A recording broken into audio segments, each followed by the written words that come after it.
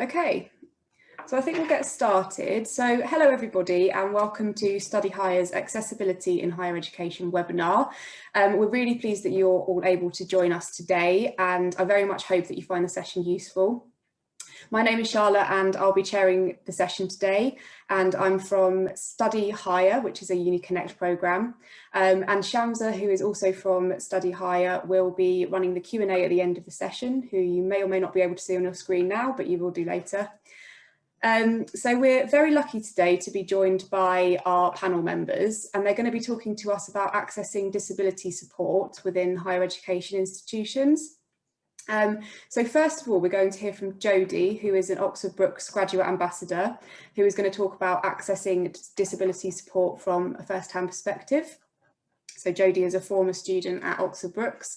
And then we're going to hear from Mary, who is a disability support advisor at Oxford Brookes, and she's going to talk about the DSA, so the Disability Support Allowance, and other support that's available within higher education institutions. And finally, we're going to hear from Harry, who works as a parliamentary assistant, and we're going to hear from Harry about his journey from school to career as somebody that has a disability. So, just a little bit about Study Hire. So Study Hire is a Uni Connect programme who partners with the following institutions. So you've got Oxford Brookes University, who we're going to hear from today. We've got the University of Oxford, Buckinghamshire New University, and the University of Reading. We work with schools in Swindon, Buckinghamshire, Oxfordshire and Berkshire. So basically our aim is to provide impartial higher education advice and guidance to students across these areas. We have opened the session today beyond our region, so don't worry if you're not part of these regions. You are very much welcome here to listen today. So just going to go through a few housekeeping things. So just to let you know, this session is being recorded and the recording will be sent out after the session, so don't worry if you do miss out any bits. As this is a Zoom webinar, ourselves and other participants can't see or hear you, so your microphones won't work and your cameras won't work, so you won't be featuring on the recordings. But you are welcome to use the chat function, which is just circled there. Hopefully you can see that on your screen. We do encourage you to ask any questions that you may have throughout the session via the chat function, please. And yeah, so basically we'd also just like to mention that no question is a silly question. None of the other participants can see what you ask. It's only us as panelists that can see your questions. So please do feel free to ask anything that you need. If there is any questions that we can't answer today, then we will follow them up with you. Also, just a note to say, please do ignore the raise the hand function and do just please communicate via the chat. Okay, so we are just about to release a couple of polls just to get a feel of how much you already know about applying to higher education. And then at the end, we're going to release a couple more to see how you found the session. So please select your option of choice. So Shams is just going to release a couple of polls for me. So the first one is about whether you want to apply for higher education. It should be up on your screen now.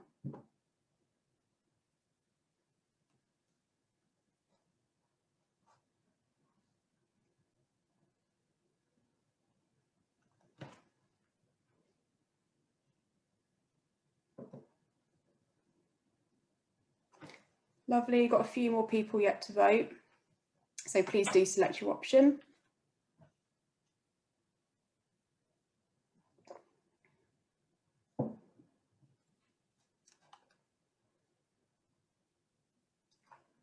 Brilliant, thanks very much everybody. And then the second poll is about how much knowledge do you currently have about accessibility in higher education?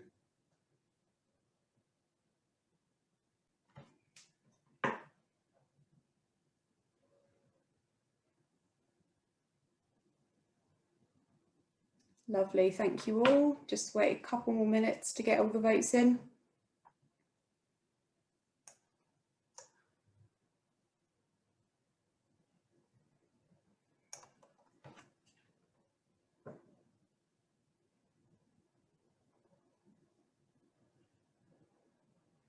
Lovely, thank you, Shamsa. Great, okay, so thank you for answering those polls, everybody. And without any further ado, I'm going to hand over to our first speaker, who is Jodie. So very warm welcome, Jodie. Hi everyone. My name's Jodie. I'm a graduate ambassador. So I currently work at Oxford Brookes University to recruit students to Oxford Brookes. But I'm here more to share my experience, as I graduated 3 years ago from Oxford Brookes with a degree in early childhood studies. I myself have dyslexia, Erling syndrome, and more recently being diagnosed with anxiety and depression, so a wide range of disabilities. So I'm here to kind of share my experience of the process. The first thing I'd say is I was quite worried about declaring I had a disability. I was particularly worried that it would affect my chance of getting onto a course, or that the universities would see it as a negative, but that is definitely not the case. It's not used in the decision-making process of your application, and actually it's really there to make sure when you join that you get the best support possible. If I'd had an interview, to make sure I get that support in the interview. So I was really worried, but actually declaring it is the best thing to make sure you get that support that you need to get to university to start with. And it also means just before I started, there was lots of contact from the team to make sure everything was getting set up. So when you apply for student finance, there is the option to declare it there as well. Same process, that it can be a bit nerve-wracking, particularly if you're not particularly open about your disability, but actually it is really beneficial to go through that process of ticking that box to get that extra support.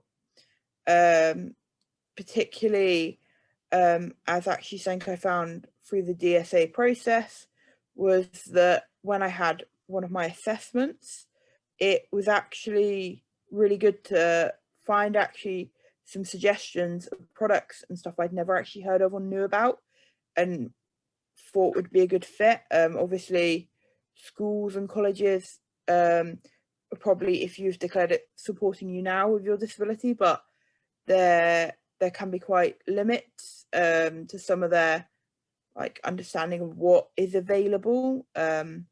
Maybe more traditional softwares that people know, so kind of reading softwares, Dragon.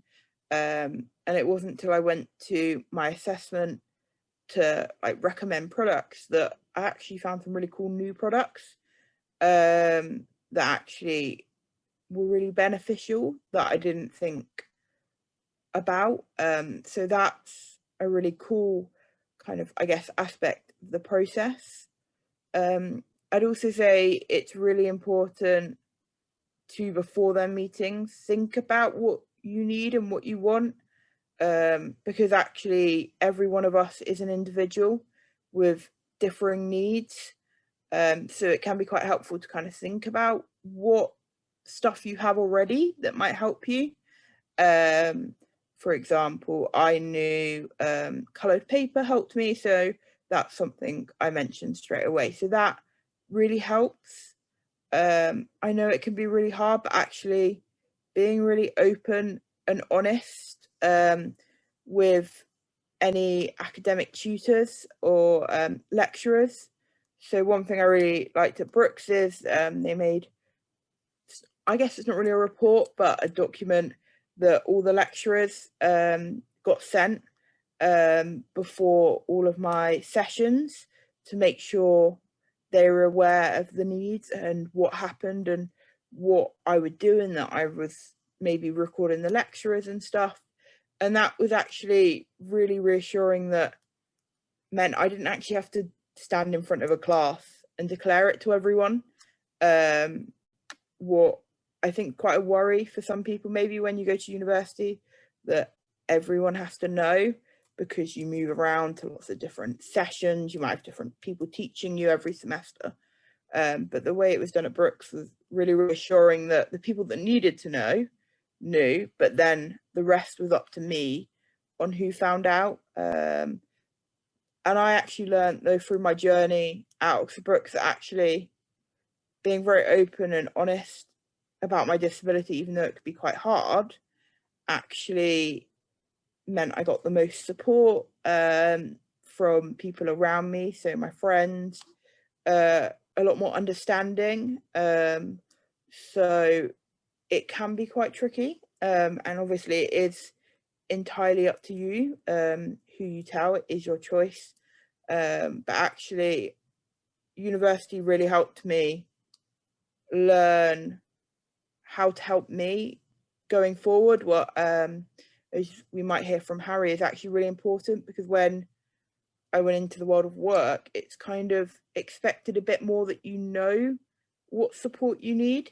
So actually that university experience of working out what support worked for me as an individual was a really important process. And actually there was a lot of opportunities for training on software. So I might have had the software before, but someone would only kind of tell me, oh, you kind of do this and that's it. Whereas I got funded training for the software to use it more effectively, what really helped. So it's a really great learning curve for you about your disability and what works. It can be a bit daunting, because you probably before that have been kind of had decisions made about what support they want to give or what they don't, and who knows and who doesn't. And I guess you kind of get to take ownership of that a bit more, what is scary for some people, but actually the process has really helped me learn more about my disability, more about what I'm good at and where I need help, and also what software works for me, what support works for me, what is something I didn't know before. So that's kind of it from me at the moment. I'm sure when we hear from Mary and Harry about their experiences, I will have more to add to what they say. Lovely, thanks ever so much, Jodie. It's really valuable to hear from a former student, just to share your sort of pearls of wisdom, really, and very good advice about sharing your disability early on if you can. So thanks ever so much, and I'm sure we will have some questions for you at the end, Jodie. If you could just share your advice at the end for any questions that come up, that would be brilliant. So next up we have Mary, who is going to talk about the Disability Support Allowance. So very warm welcome, Mary. Hello, my name's Mary, and I'm a DSA advisor at Oxford Brookes University, and I help applicants and students and staff navigate their way through the DSA system. So, you know, what is DSA? It's well, it's an allowance that will cover the cost of you know, of the extra things that you need as for your disability. It's to help you study. It's not means tested, and you don't have to pay it back. And I just want to add something, because something that's come up today is, if you intend to go on to do, you know, if you want to do a nursing course or midwifery, or what's referred to as an allied healthcare course, you can apply for your student loan. There is a training grant, and that's not a bursary, and this does not affect your eligibility to apply for DSA. So I just wanted to mention that.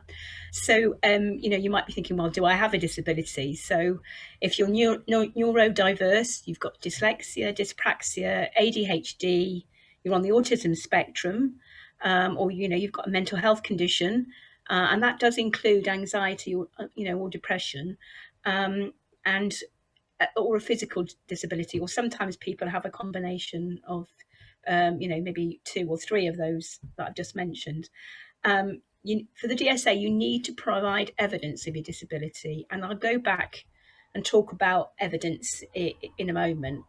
But then, about, am I eligible to apply for DSA? So as a rule of thumb, you need to be eligible to apply for student finance.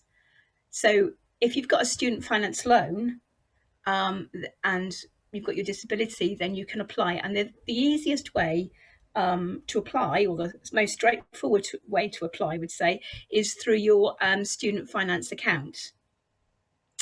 So if and you need not, you can if you're studying on an undergraduate course, you can apply if you intend to go on an undergraduate course, and you're also eligible to apply if you're on a two-year course, which is often run in colleges called foundation degrees. So if you're thinking of maybe going on to do that, you can still apply for DSA. If you go on, and these courses are often moderated or validated by the universities, and you can sometimes transfer over for the last year, or increasingly now colleges are offering a top-up year. If you do a top-up year, you'd have to make another application. So for part, and also if you're part-time, you can apply for DSA. You have to do it on a paper copy, I'm afraid. You can't apply online for it, and you can get this from the the gov.uk website. But for part-time students, unfortunately you have to make an application each year, and you also need to be studying at least 25% of full-time equivalent. So, for example, if you're thinking that you're going to do like 6 years to do your a 3-year course, that would be 50% of the course. So if you're not eligible, what makes you not eligible for for DSA? Again, if you're not eligible to apply for student finance, you don't fulfil the residency requirement, then it's very unlikely that you won't be able to apply. Some courses aren't eligible. Foundation art courses, for example, I know a lot of the colleges run them, but at Oxford Brookes we've run them for a long time. But that's just not an eligible course. If you're studying less than 25% of full-time study, then that would not make you, you wouldn't be able to apply for DSA. And also, if you're going on to study an apprenticeship at a higher degree at university, you're not eligible to apply for DSA, but you can access the Learning Support Fund. And what you need to do is, in that case, is to go to the provider and ask them, and ask the contact within the university, and they will help you apply for that fund. So evidence to support your disability. So depending on your disability, you could need a diagnosis from a doctor or a consultant, and people who dyslexics, dyspraxics, or if you have a specific learning difficulty, if you come within that kind of band of people, you do actually need a full diagnostic assessment from an assessor with a practicing certificate or an educational psychologist. Now, unfortunately, the DSA will not cover the cost of getting that assessment. So again, autism spectrum, it's usually a diagnosis by a consultant. And what the DSA, when you apply, what the DSA might actually send you is an evidence form, and you need to get this signed and stamped, usually by your GP or your consultant. But just to warn you, sometimes increasingly GPs are actually charging an admin fee for people to do it.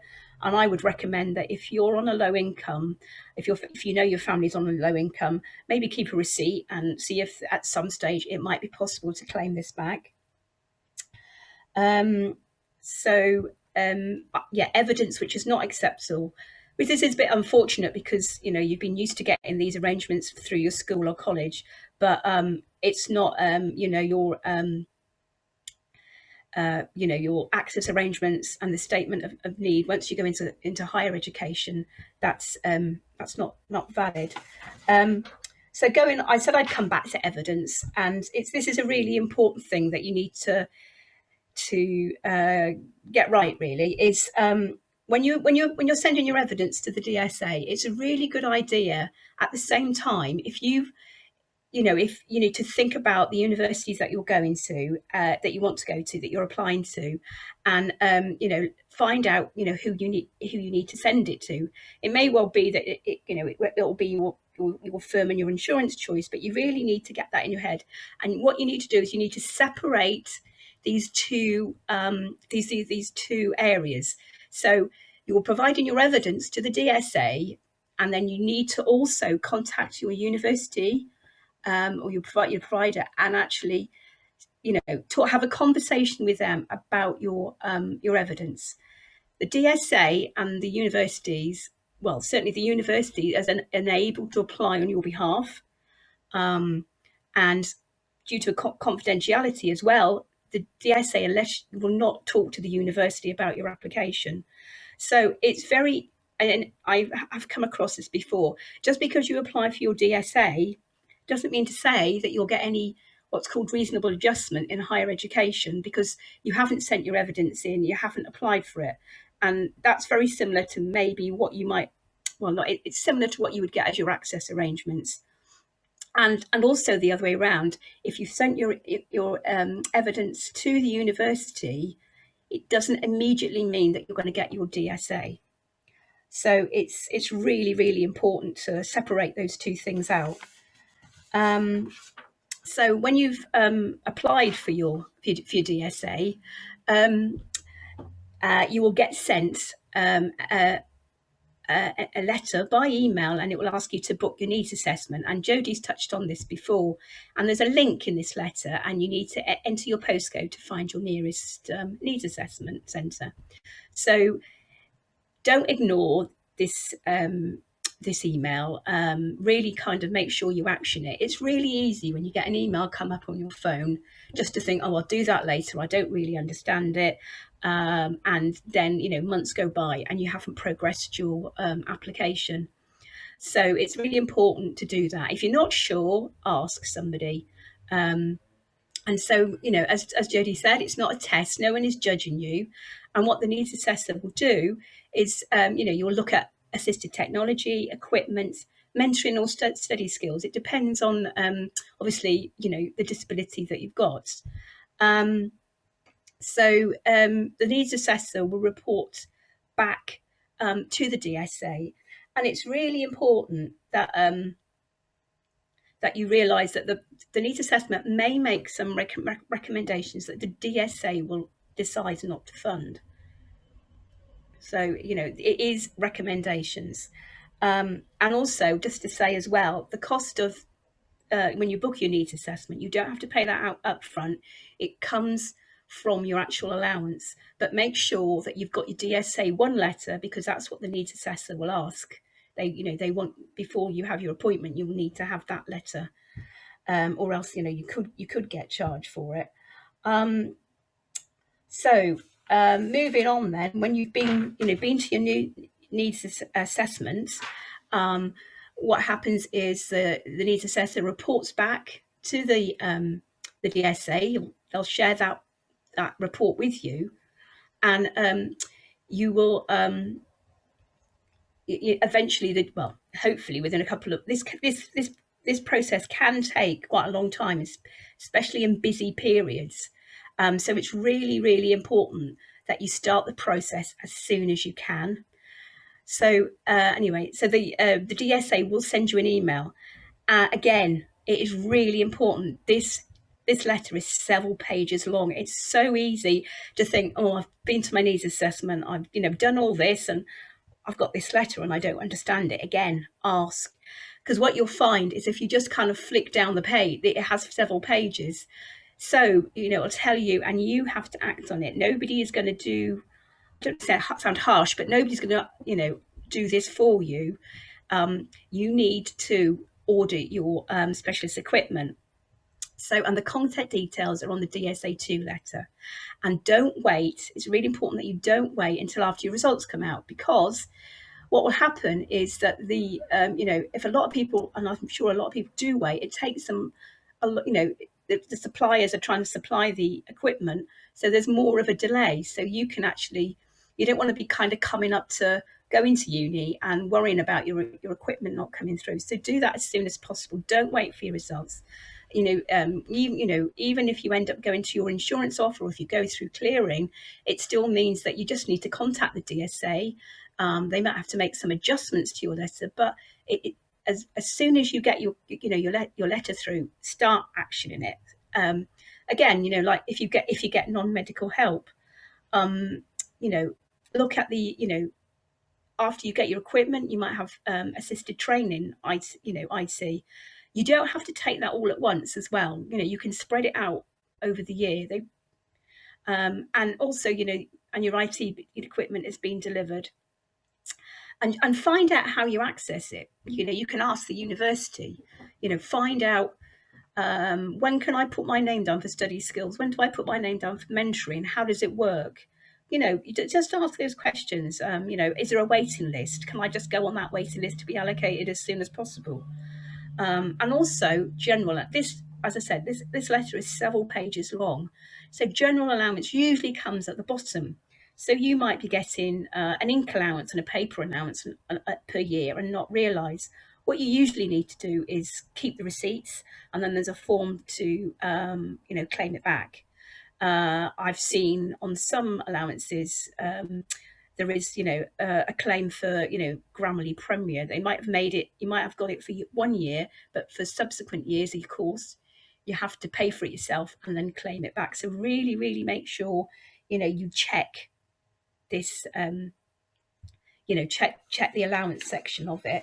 And just really, I think I've kind of missed it really, but just to go back about evidence, if you're kind of sat there and you think, well, yeah, I do get I've got my studies access, and I've got my, I've got my statement of educational need, and sometimes you might not be clear about what your disability is. It's really important, therefore, that you send your evidence into the university, and you talk to the disabled student or advisor or disability advisor, and to have a conversation with them, because also what they can do is they will be issuing your reasonable adjustments that you can use for exams and any deadlines or any other allowance that the university makes. So that's really important. So I would say, again, any queries, maybe somebody within your school or college might be able to help, or contact the universities that you're hoping to go to.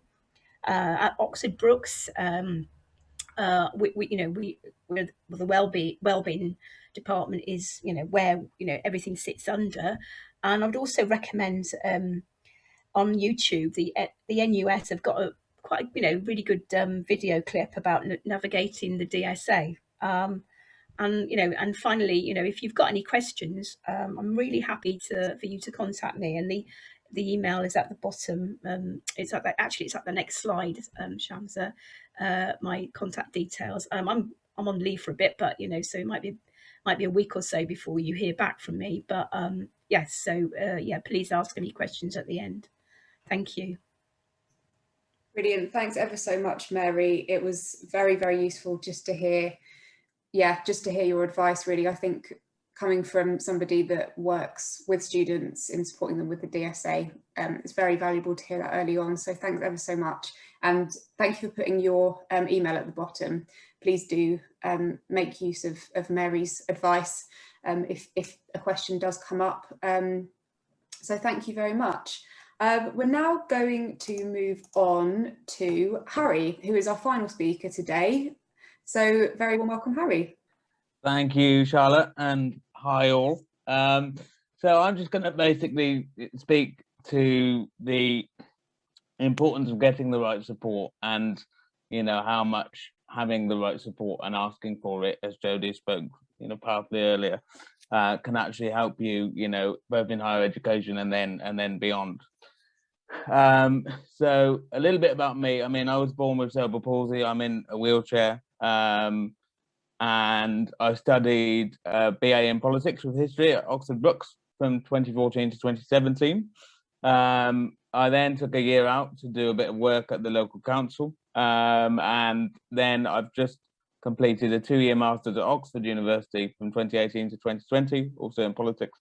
And then from October of last year, managed to get a place on the Speaker's Parliamentary Placement Scheme, which was a 9-month internship, which is designed to give people from underrepresented groups in Parliament, disability being one of them, the chance to work for an MP, which was great.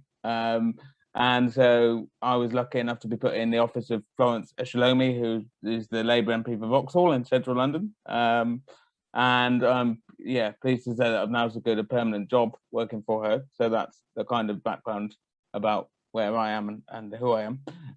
But now I'm going to kind of focus about my journey through higher education and speak to how important higher education has been to kind of getting me to where I am today. So, I mean, I was extremely fortunate to be really well supported for both primary and secondary education, with consistent TA support in every lesson and a great network of sort of friends who all lived close to me.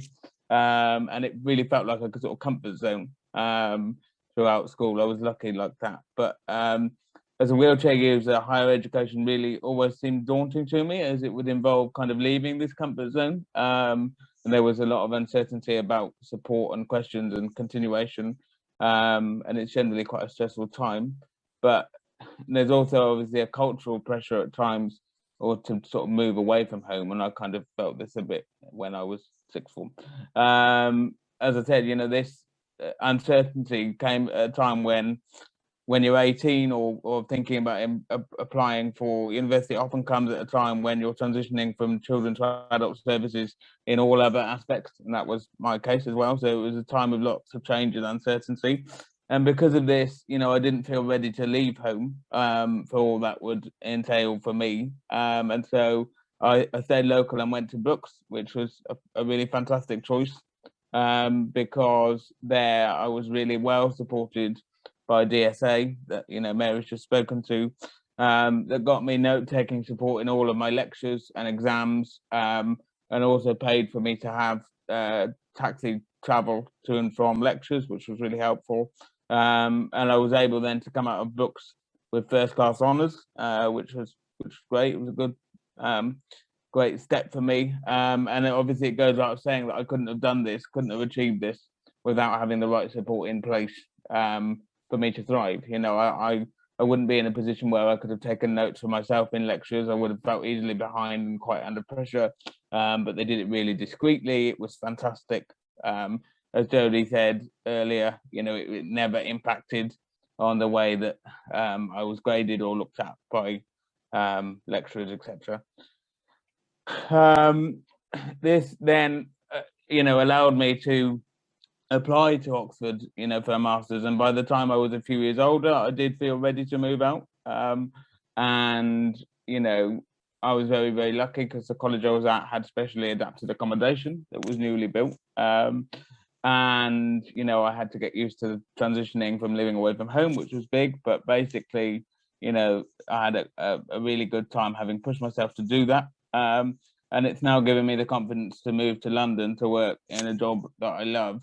But, you know, 5 years ago, I really couldn't, aged 18, I really couldn't have imagined being in this position. Would have been hugely daunting. So what I would say is just kind of go at your own pace and try to push yourself where you can to get out of your comfort zone. But obviously, you know, there really is no rush. And so I would say that I wouldn't be in this position without asking for help and accessing some of the support that you heard about earlier from Mary, really. So, you know, Jodie spoke powerfully about how daunting it can be sometimes to disclose disability and to talk about it, but, you know, it's really vital that you get the support. The reality is almost always entirely far better than you think it will be before you go and have a chat. So I would say this. And I just, sum up by saying no one succeeds in isolation. No one, we all need people to help us, whether we're disabled or not. So please do speak to advisors about what you need to succeed, because they're trained to help you. And, university's hard enough without having to deal with the pressure of not having the support that you need. So I would always ask. To conclude, I'll just say, disability representation really matters. Just seeing more disabled people in higher education and getting into careers that, they are capable of getting into is brilliant for wider society and the way that we view disability. The more of us that can bite the bullet to take on higher education, the easier you're making it for future generations and those who come behind you. So, going into higher education was the best thing I ever did. So please don't let that fear hold you back. Thank you. Thank you so much, Harry. It was really, really interesting to hear about your journey. And yeah, some really great pearls of wisdom there. It seems to be that the message today is just to just ask for help, and just to make your disability clear early on and know where to find help, and then that's the best way forward, really. So thank you everyone for reiterating that. Okay, brilliant. So we're going to move on to the Q&A now, which I'm going to hand over to Shamsa for. It doesn't look like we've got any questions in the chat, so I know a lot of you are probably just digesting everything that the speakers have been talking about so far. So if you did have any questions that have come up as a result of the webinar today, then please do type them in the chat now, and then we will come to them in a minute. Thanks, Charlotte. I'll just let everyone have a think about what questions, like you said, they might still be considering the information they just heard. But in the meantime, I might just start off with a question, if okay, for all of you. Perhaps I'll start with Jodie. Just how did you go about choosing your universities? Like, did you have to sort of take into consideration the disability support? Did you go to certain places on the websites? Did you call around? Just thinking of someone who's just starting out looking for unis, how would they go about that? So I think the biggest thing what Harry kind of mentioned, I think, is the first one is kind of location. So that kind of confidence, if you feel like you can move away or not, or you feel like you can support yourself independently to move away, I think was kind of the first thing I considered. So for me, I probably could moved miles away and been okay, but it was the confidence. So actually I chose Oxford Brookes because it was the closest university, but I also decided to live in, and that was a really good option, that I knew I had the support quite close, but also I wasn't miles away. So I kind of cut my universities down by location to start with, because for me that was important, being close. The big thing was to go and visit them, because actually looking around, talking to the lecturers, feeling the atmosphere, and asking them about what support there was. So most universities will have a stand of the disability and wellbeing support if you feel confident going up to it. If not, definitely looking on their websites and finding the email addresses or phone numbers is also a good way. Definitely finding a university where you feel like there was that support. So when I went to the open day, they were talking about how if I send them materials beforehand, my report and stuff, they would like look at it and help me put things in place before I even went to my first day. So extra support around making sure what I needed to do in that first week and things like that. So it's kind of working out what's most important for you is your biggest priority. Like any student, to be honest, going to university, what is most important? Thanks, Jodie. That's really helpful, and thank you, everyone. Actually, we've had some questions in the chat, so that's cool. One of them, perhaps Mary, or Harry and Jodie are welcome to also answer this, but someone mentioned that they have an EHCP. Are they still relevant at university? If I understand, perhaps you could write again in the chat. Is that an education, health and care plan? I don't know, Mary, if you're aware of those. If not, we can always follow up later. I think is it education as statement of need as well? Yes. No, not in higher education. I mean, you need to have again, you can submit it as evidence and have a discussion with your, the disability advisor. What you will probably be asked, it depends what it's for, but what you would be asked to do is maybe submit what I mentioned about the medical evidence form. But if you've got a specific learning difficulty, you would need the full diagnostic assessment.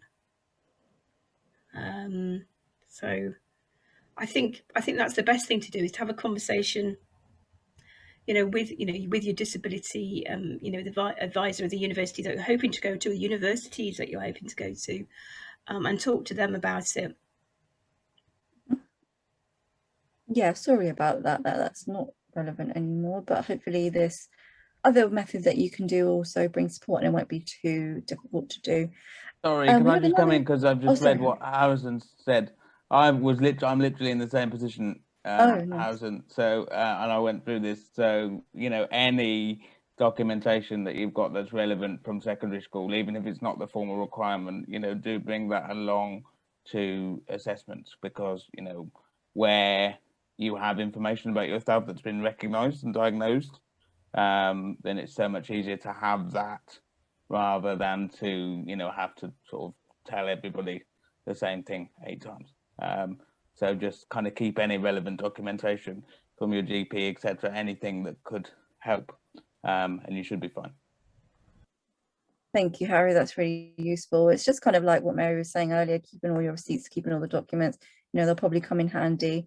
We have another question, who someone thinks it might have been mentioned, but they may have missed it. When in the year, as in what month? Actually, I did write this question down. When should you apply for DSA? This person is going to university in 2022 and is not sure exactly when to start the process. What you would do is you would apply next year when you apply for your finance, or that's when that's when the process would start. You don't have to apply this year, even though you're applying for a deferred entry. It would be you would apply as soon as you can. If you're going to apply for finance, you can apply online, and it will actually ask you, do you have a disability, and you can tick that and start the process as soon as you can. And it's usually in March. They don't have it, as far as I'm aware, there is not ever a definitive date, but it will be, that start date is in March. So you need to kind of check on the gov.uk website when it becomes available for you to apply. I was just going to confirm that it is normally end of February, March time if you're doing an undergrad full-time. Part-time courses open a bit later than that for student finance. But as long as you have it done by the deadline, what is the end of May is the big thing. So don't panic if you don't get it in the first day, but don't leave it till the last minute. So yeah, you can. Yeah, sorry, Jodie. Yeah, you can. You can. Even if you start your course, you can still apply. If you've got a diagnosis, you've got up till nine months to make that application. Even if you make it late, but the only thing is, any DSA would not be awarded in that academic year. You'd have to go for your next academic year. But yeah, really sorry, Jodie, just to add to that. Thank you all. Thank you. So yeah, so end of Feb, March time, have a think about applying, and as Mary was saying earlier, just get going. And because it, as someone who's filled out applications for student finance, without the added pressure of writing all the disability support allowance stuff, it is quite a long-winded thing to do. So, but support is available. We've had a special case. So we've got my daughter has special arrangements and has not had a diagnosis because the college did not have the authority to sign this. It says she has a delay in processing information. I'm confused whether this would qualify for her to apply for DSA. Am I right in thinking that I need to send a report to the uni to help them advise me? So she has a delay in processing information. Would that qualify her to apply to DSA? I think the best thing for you to do would be to actually send all your relevant information into, the university, into the. If it's Brookes, then I would recommend the dyslexia SPLD team, just to actually run the evidence by them, and they will explain what you need to do if you can't apply for DSA. But that means you've also sent the evidence into the university as well. From my understanding of processing delays, is it does count as a disability. It would be making sure they have that right evidence or a report to kind of back it up, if that makes sense, to unfortunately prove it to the DSA.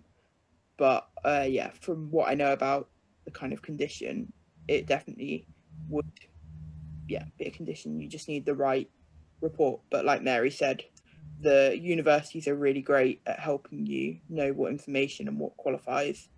So do speak to them.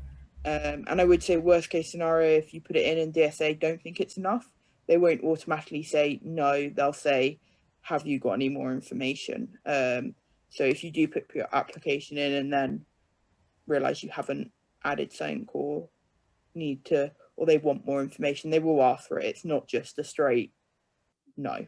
So that's kind of a reassuring part of it. But why, I guess also the process can take a good, I think for me, it was a good few months from when I first logged on to student finance until like you started getting, because obviously the process does take a while with the assessment and then purchasing and everything. So yeah. Thank you both. That's really handy to know. Hopefully that helps with that question. Again, have all the evidence and submit it, and you'll get support from the team at the universities that you're thinking of applying to. We have a question direct for Brookes.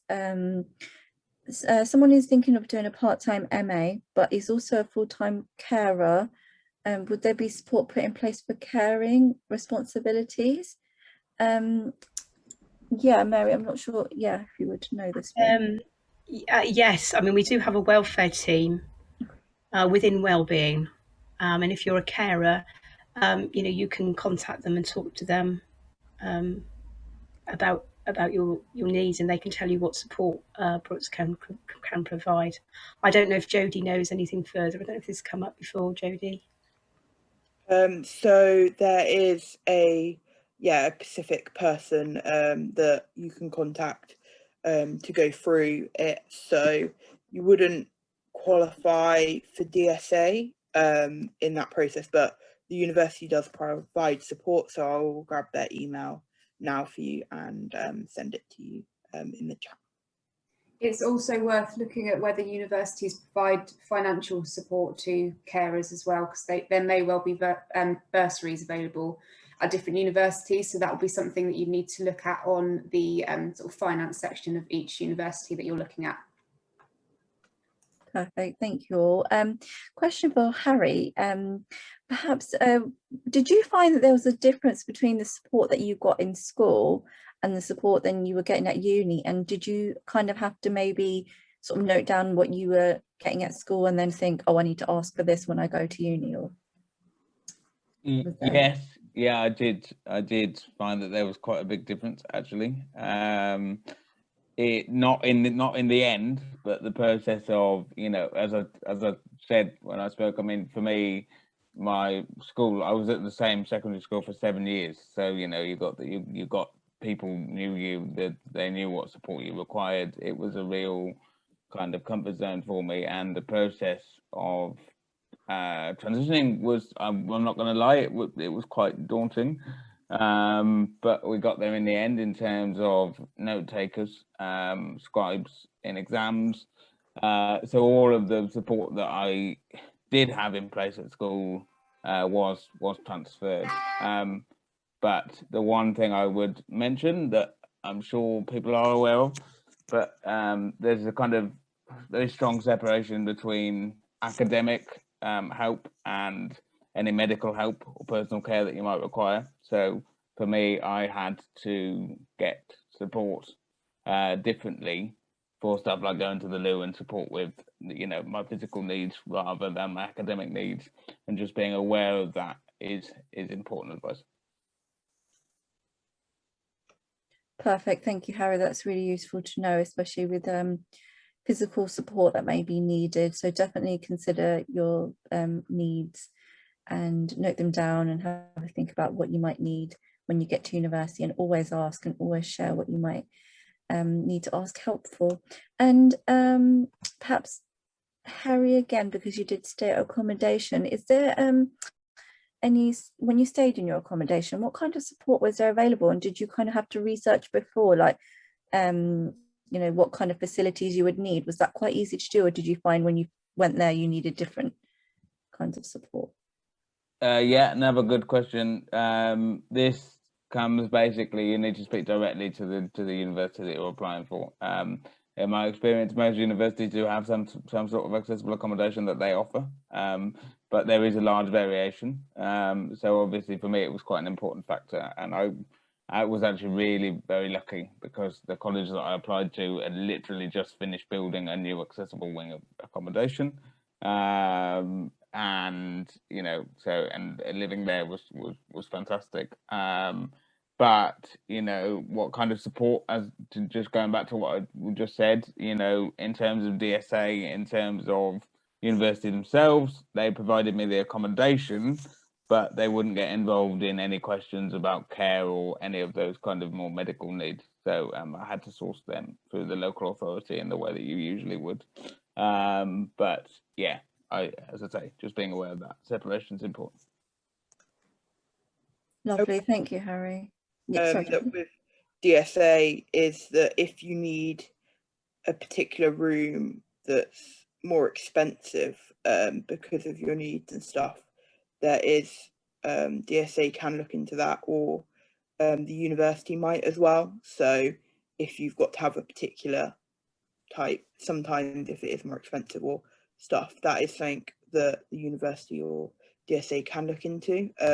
So yeah, definitely get in contact with them as soon as you can to see what's available, because you'll probably, if you have a disability that requires different accommodation, there will probably be a different approach to applying than typically students would. Perfect, thank you all for your advice. I don't know if Mary had anything to add there. I was just going to say, Mary, did you? Yeah, I mean, I just to add that, you know, large equipment, like if you need an adaptive bed or something like that, the university, you know, really has to provide that large equipment.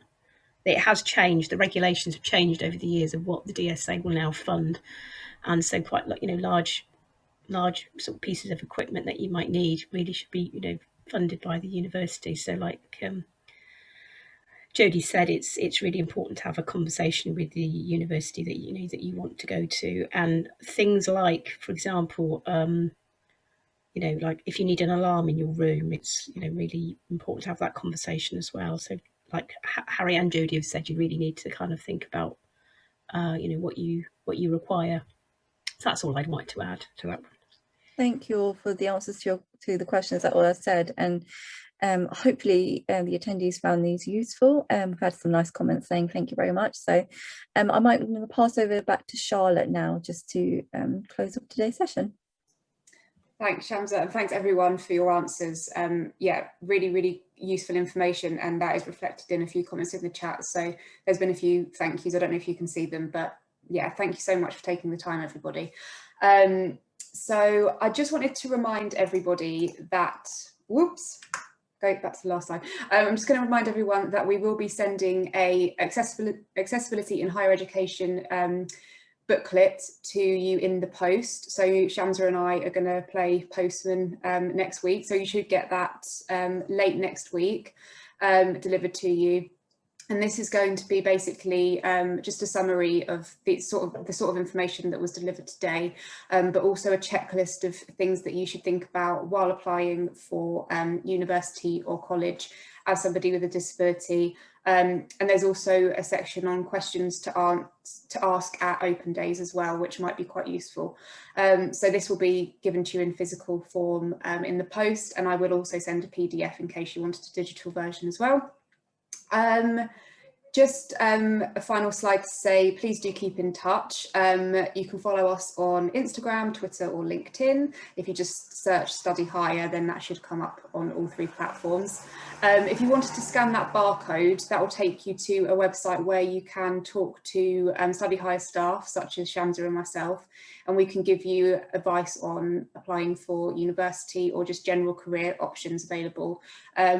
If you have particular questions about things like the DSA, it's probably best to direct them to Mary, but general questions me and Shamsa are more than happy to speak to you about. We have got a couple more polls that we're just going to finish off with. If you could just release those, please, Shamsa, just to get an idea of how you found the session. So the first question is, just reflecting on this session, do you want to apply for higher education?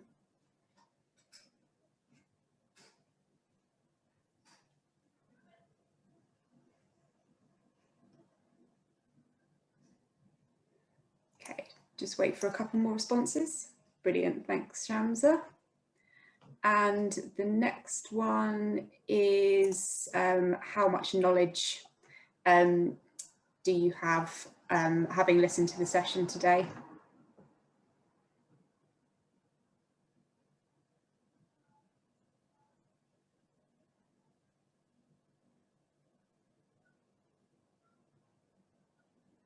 Great, thank you. And then we've got one final question, which is, was the information provided today useful?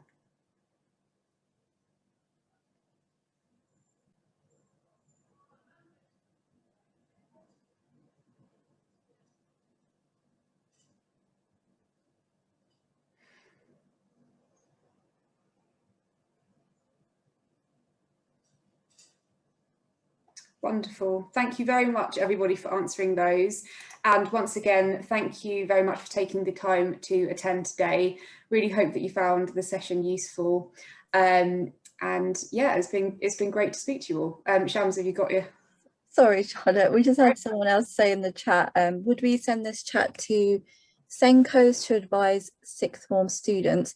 I was just mentioning that we are going to be putting the recording up on our website, so they could access this webinar and they would be able to see the chat as well, wouldn't they? Or yeah, so please do feel free to send the recording out to any contacts that you think it might be useful for. I assume that's what you mean by this chat. The webinar recording will be available, and we also the disabled student section of our website, that's got some information there from Study Higher about all of our partners, our university partners, and the recording will be available on that webpage as well, which I'll direct you to in the follow-up email. Yeah, we'll send that in a follow-up email once it's all put up on there. Thank you, Charlotte. Brilliant. We just had a couple more nice comments just saying thank you for all the information. So thanks ever so much to all our panelists again. It's been absolutely wonderful to hear from you all. Okay, so thanks very much, and have a lovely evening, everybody. Thank you.